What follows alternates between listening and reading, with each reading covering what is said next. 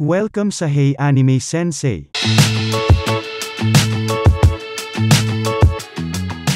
Nang malaman ng dalawa na masarap na ang luto ni Shion ay nagpatuloy ang dalawa sa pagkain ngunit ayaw na nilang dumagdag pa at dahil dito ay natutunan ni Rimuro na importante ang hitsura pagdating sa pagluluto. Kinabukasan habang tulog pa ang mga mamamayan sa gitna ng bayan ay nagsasagawa na ng pagpupulong sa Tempest Hall. Dito ay official nang pinakilala ni Rimuro si Diablo sa harap ng mga opisyales at sinabing siya ay talagang napakalakas at maaasahan kahit na bago pa lamang umano ito at pinaalam sa lahat na gagawin niyang pangalawang sekretarya si Diablo at inutusan si Shion na turuan ang bagong miyembro. Ginawa din ni Rimuro na pansamantalang mamahala sa development si Gabiro at pagkatapos ay tinalakay na nito ang kanyang plano sa hinaharap kasama si Yum at tatlong Biscuiteers. Tila hindi na rin nabigla ang lahat sa pahayag ni Rimuro na gusto niyang maging isang Demon Lord dahil sa mata ng kanyang mga opisyal ay Demon Lord na ito kaya klinaro ni Rimuro ang ibig niyang sabihin na ipapaalam niya sa buong mundo na siya ay isang Demon Lord at dito ay nakuha agad ni Hakuro ang ibig niyang sabihin na balak ng Supreme Leader na makipag-away sa ibang Demon Lord. Tama naman ang naisip ng instructor ngunit sinabi ni Rimuro na si Clayman lamang ang kanyang target. Hindi naman nagpahuli ang Defense Minister dahil nalaman niya kaagad na gustong agawin ni Rimuro ang trono sa pagiging Demon Lord. Si Clayman rin ang nasa likod ng lahat kaya walang balak si Rimuro na pakawalan ito. Sinabi na rin ni Rimuro ang kanyang idea sa lahat tulad ng paglilinis sa kaharian ng Falmouth, ang pagpigil sa Western Holy Church at ang ipinangako sa Animal Kingdom na pagligtas sa Demon Lord na si Carrion. Inutusan na rin ni Rimuro ang Goblin King na siya ang hahawak sa negosasyon sa mga bansa sa kanluran at ang natanggap naman na utos ni Benimaru ay pagsamahin ang resulta ng evolution ng lahat habang si Shion ang magpapaamin sa mga bilanggo ng digmaan at pinaalalahan pa ito ni Rimuro na huwag susobra. Binigyan na rin ng utos ni Rimuro si Yum at Miyula na tulungan si Shion patungkol sa estado ng Falmouth para makuha na nila ang kaharian. Wala ring naging problema sa tatlong Biscuiteers nang hiningi ni Rimuro ang kanilang tulong kaya inutusan niya ito na muling buuhin ang kanilang puwersa at maging handa sa darating na laban. Habang sila ay nasa kasagsagan pa ng pagpupulong ay biglang dumating ang nagmamadaling si Fuse dahil umano sa kasunduan sa seguridad ng kanilang bansa. Ang buong akala ng opisyal ng Blue Month ay patay na ang mga mamamayan na natutulog sa kalye ng bayan na ang salarin ay ang Falmouth. Nagtangka pang magsalita si Rimuro na sabihing natutulog lamang sila ngunit dahil sa nervyos ay tuloy-tuloy lamang ang pagsasalita ni Fuse na may dala pa umano siyang 50 armadong sundalo at ayon sa kanya ay hindi pa dumarating ang pangunahing hukbo ng Falmouth ngunit nanumpa naman umano ang hari ng Blue Month na pakikilusin ang kanilang knights. Pinakalma muna ni Rimuro ang opisyal at pagkatapos ay sinabi niyang tapos na ang lahat kaya naguluhan si Fuse sa kanyang sinabi at dito ay nahirapan pa si Rimuro kung paano ito sasabihin ngunit nagawa niya rin naman kalaunan at sinabing tuluyan niyang nilipol ang hukbo ng Falmouth. Dahil dito ay hindi malaman ng opisyal kung kanya ba itong paniniwalaan kaya napatingin siya sa mga opisyal ng Tempest at dito niya napagtanto na totoo ang lahat. Pagkatapos ay may naramdaman si Rimuro na may paparating pa na bisita at dito ay nag-report si Raphael na papalapit na ang 30 Knights na pinamumunuan ng hari ng Dwargon na si Gazel. Paglanding nito ay kaagad binati ni Gazel si Rimuro at alam na rin ng hari na si Rimuro ay naging isang Demon Lord at nang malaman nito na kasalukuyang gumagawa ng pagpupulong sila Rimuro para sa hinaharap ay sinabi ng hari na makikilahok siya rito. Habang nag-uusap ay naunang naramdaman ni Gazel ang misteryosong grupo na dumating sa capital city dahil dito ay nagtaka si Rimuro dahil hindi niya ito naramdaman kaya nag-report si Raphael na wala siyang naramdamang masama sa misteryosong grupo kaya naalala ni Rimuro ang utos niya sa kanyang ultimate skill na i-report lamang sa kanya kung may nararamdaman itong hindi maganda kaya humingi siya ng pasensya kay Raphael at humiling na bigyan na siya ng malinaw na ulat mula ngayon. Nang makalapit na ang mga misteryosong lalaki ay binaba na ng pinuno ang kanyang hood na tila ba inaasar pa si Haring Gazel na parang matagal na silang magkakilala. Nakilala naman kaagad ito ni Gazel at sinabing ito ang descendant ng mga elves na mahilig manirahan sa mga matataas na lugar. Nagtaka naman si Gazel kung bakit bumaba ito mula sa lungsod na napapalibutan ng mga divine trees kaya naghinala ito sa gamit niyang katawan ngunit hindi niya ito napatapos dahil sinagot na siya ng lalaki na ang kanyang katawan ay gawa gamit ang isang artipisyal na tao dahil hindi umano siya makikipagsapalaran kapag makikipagkita sa isang Demon Lord.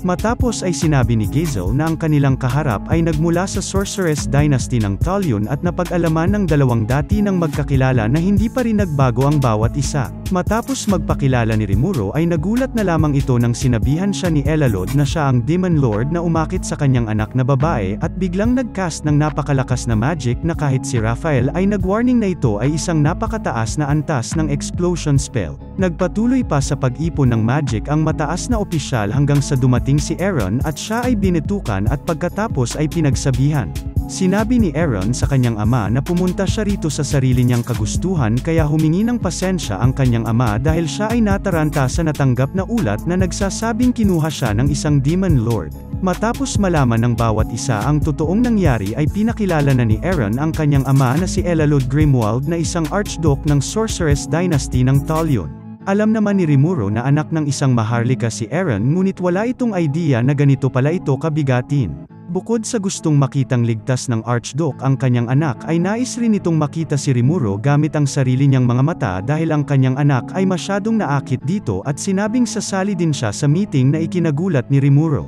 Sa sagradong bundok na kung saan naninirahan ang Demon Lord at ruler ng Lublius na si Luminous Valentine ay itinaboy ng tauhan nito ang mapangahas na gustong pumasok rito na si Laplace. Nagtaka si Laplace dahil isang sagrado ang lugar ngunit may vampira. Nang makita ni Laplace na gagamitan na siya ng kapangyarihan ay nagtangka na itong tumakas ngunit naabutan pa rin siya ng atake ng vampira. Sa hindi inaasahan ay nakaligtas si Laplace at nakapag-report kay Yuki. Inihanda na ng Grandmaster ang reward na ipinangako niya dito at ito ay ang kaluluwa ng presidente ng kanilang alyansa na kanyang inilipat sa isang artipisyal na katawan ng tao na ipinagawa sa Saryon at ito ay sa kaanyuan ng isang babaeng elf. Natawa na lamang si Laplace sa kaanyuan ni Cagali na dating Demon Lord na si Kazarim at sa huli ay binati naman nito ang kanyang pagbabalik sa ngalan ng iba pang miyembro ng Moderate Harlequin Alliance. Sinigundahan naman ni Cagali si Yuki na totoong hindi pa tuluyang bumabalik ang lakas ng dating Demon Lord dahil ang kapangyarihan niya ngayon ay malayo sa kapangyarihan niya dati sa kanyang kalakasan at hindi pa rin nawawala ang puot nito sa kasalukuyang Demon Lord na si Leon.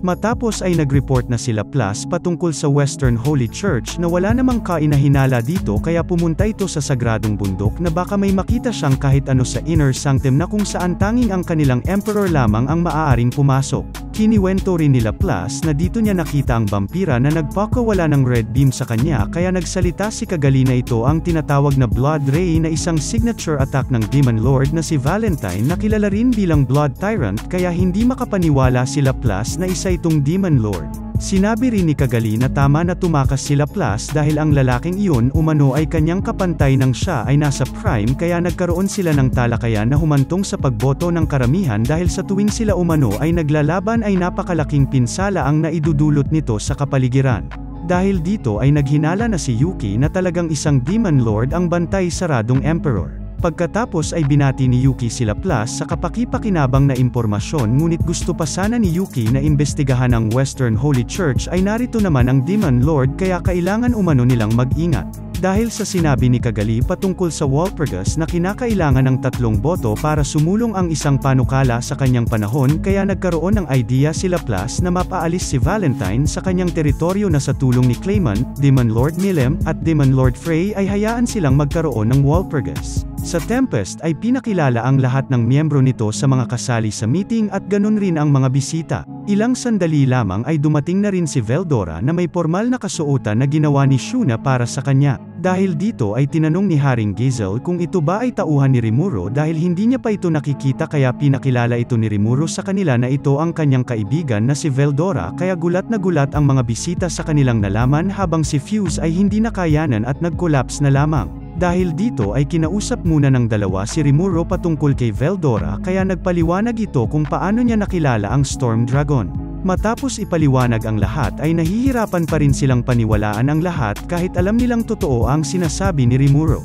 Nag-usap rin si Gizel at Elalod patungkol sa Storm Dragon dahil hindi umano nila maitatago sa ibang bansa ang pagbabalik nito dahil sa lahat umano ng dragon ay tanging si Veldora lamang ang itinuturing nilang delikado at marahil ay natuklasan na umano ng iba ang pagbabalik nito. Sinabi naman ni Rimuro na plano niya naman ipakalat ang patungkol kay Veldora at sa tingin niya ay hindi na maiiwasan pa ang Holy Church kaya may balak itong gawin patungkol rito. Nalaman naman ng dalawa na sila ay maswerte dahil nakasama sila sa pribadong pagpupulong sa Tempest at nagkaroon ng kaalaman upang matukoy ang posisyon ng kanilang mga bansa dahil isang kamangmangan umano na makipaglaban sa bansang tahanan ng parehong Demon Lord at Evil Dragon. Nagkwento rin ang Archduke na siya ang mananagot ng lahat dahil ang kanyang anak ang nagsabi kay Rimuro kung paano maging Demon Lord pero ang Emperor at siya lamang umano ang nakakaalam nito. Sinabi niya rin ang kanyang dahilan sa pagpunta sa Tempest dahil pumunta siya rito para malaman ng personal na may posibilidad na magpadala ng hukbo kung sa tingin niya ay kinakailangan ngunit dahil sa kanyang nakita ay napagpasyahan na lamang nitong piliin ang pagkakaibigan. Napag-usapan rin nila kung ano ang gagawin sa pinulbos na 20,000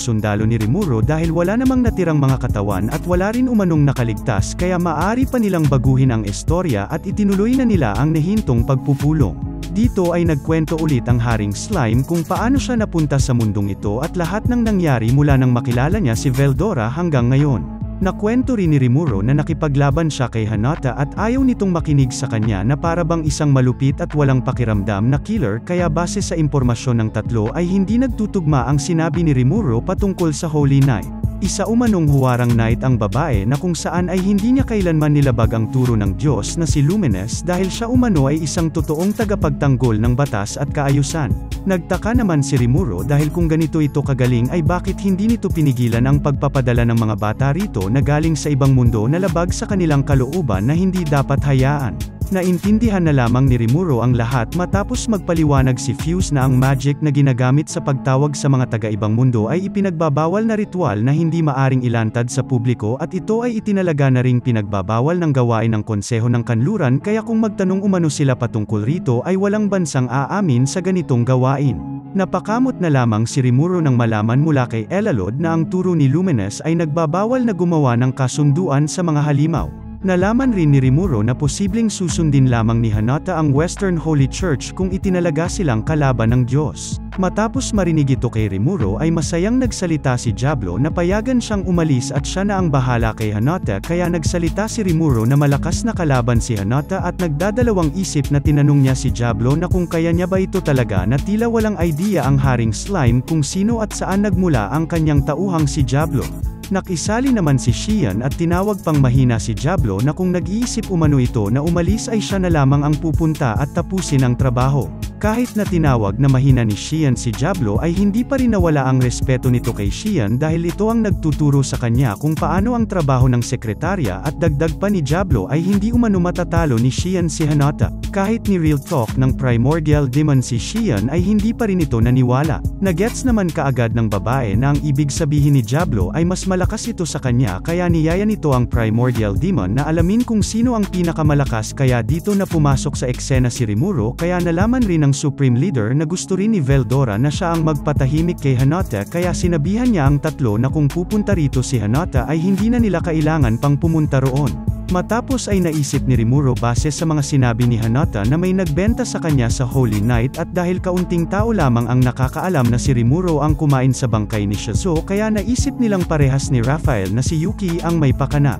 Ilang sandali lamang ay pumunta rin si Ramirez sa Tempest na may dalang balita na ang Tempest ay nakatakdang mawasak kaya hinawakan ito ni Diablo at tinanong kay Rimuro kung ano ang gagawin niya sa tinawag niyang maliit na insekto. Pinakilala rin ni Rimuro na si Ramirez ay kanyang kaibigan at isang Demon Lord nang tinanong ni Fuse ngunit hindi na rin sila nabibigla matapos ang lahat ng nangyaring ikinakalitik ng kanilang ulo. Matapos ibigay ni Rimuro si Ramirez kay Veldora na kung ano-ano ang pinagsasabi sa kanya nang malaman kay Fuse ang pagbabalik nito. Nag-collapse ang diwata ng kanyang napag-alaman na ito nga ang Storm Dragon. Matapos ay sinabi na rin ni Rimuro kung paano ang gagawin nilang anunsyo sa publiko. Dito ay kanyang pinaalam na sasabihin niyang siya ay isang Demon Lord ngunit hindi kung paano ito nangyari. Kasama rin sa plano na ang sakim na hari ng Falmouth ay nagpadala ng hukbo para salakayin ang Tempest ngunit natalo. Para mas magiging madali na maniwala ang ibang bansa na natalo ang hukbo ng Falmouth ay gustong palabasin ni Rimuro na nasira ang seal at nagising ang natutulog na Evil Dragon na si Veldora dahil sa napakaraming nasawi sa hukbo ng Falmouth. Dito na rin papasok ang champion na si Yum at Rimuro na nagtulungan at dahil maraming nasakripisyo ay nakumbinsi si Veldora at nagkaroon ng kasunduan para siya ay kumalma at nirespeto siya bilang guardian. Wala namang umalma sa plano na binuo nila ni Haring Gizel dahil sa planong ito ay si Veldora ang papalabasin na umubos sa 20,000